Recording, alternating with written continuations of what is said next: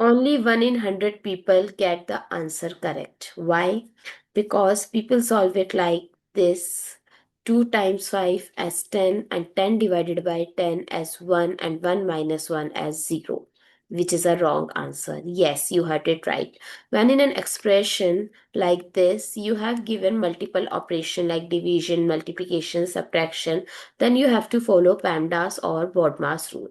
Comment down below in your country what you called it. As per this rule, first you have to solve the parenthesis if given, then exponent, then multiplication, division, both have same priority. Similarly, addition and subtraction.